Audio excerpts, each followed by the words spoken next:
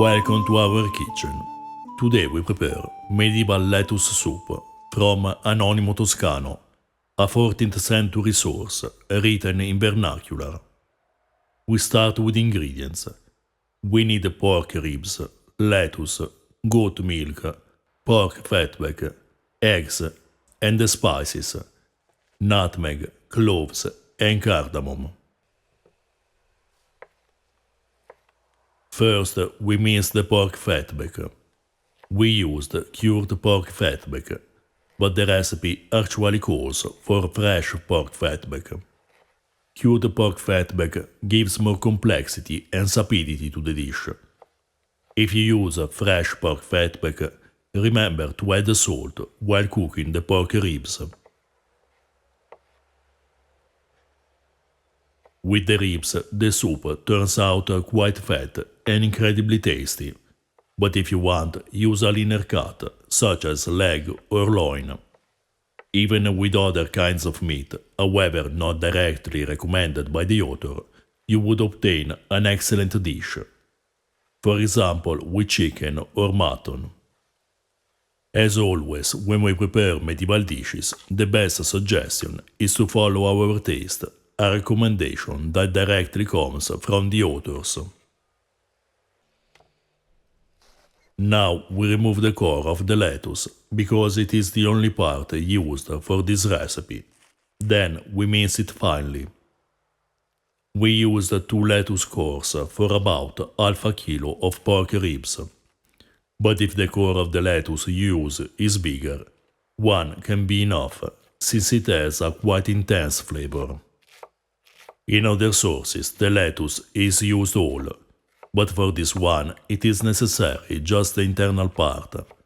With the external part you can prepare other dishes, or just cook it without salt and serve with a green sauce, as recommended by Anonimo Toscano in another recipe. You find the link to the video for a green sauce in the description below. We melt the pork fatback, sear the ribs, then we add the minced lettuce core and the goat milk.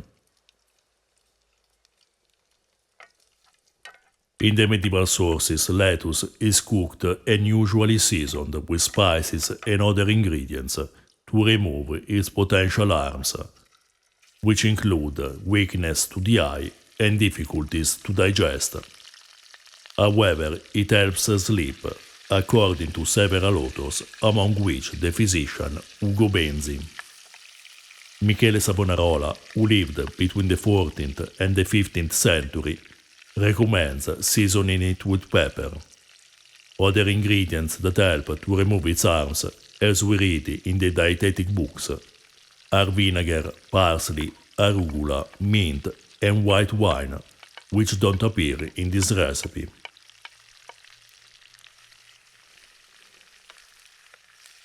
If you want to know more about lettuce in the medieval dietetic and culinary books, check out our Patreon page, in which you find this week an article dedicated to this vegetable, in addition to many other articles about historical ingredients, dietetics and recipes and translations of ancient and medieval sources.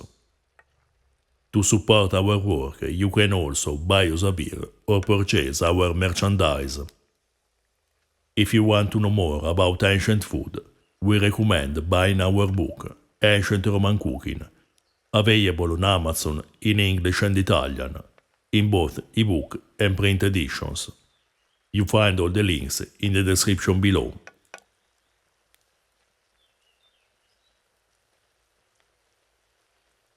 Meanwhile, we grind the spices.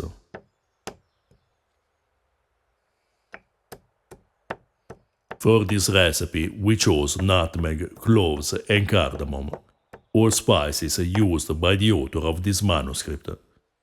But you can use others according to your taste, for example pepper, cinnamon, or ginger. The author used this combination for another recipe and pairs very well with the flavors of this lettuce soup. We recommend using a good amount of spices to enhance well the flavors of the other ingredients. There are several recipes for soups and dishes with vegetables or fresh or salted meat and sometimes legumes in this cookbook, which is mainly the translation into vernacular of an older book written in Latin, De Liber de Coquina.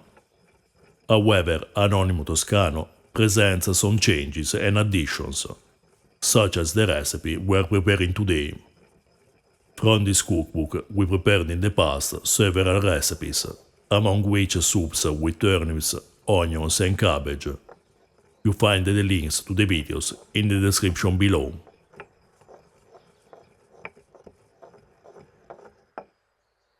When the ribs are almost done, we add the spices and continue cooking for a few minutes. We cooked the soup for about 1 hour, but the cooking time depends on the cut you choose and your taste. If you prefer really tender ribs that fall off the bone, you need to cook them for a longer time.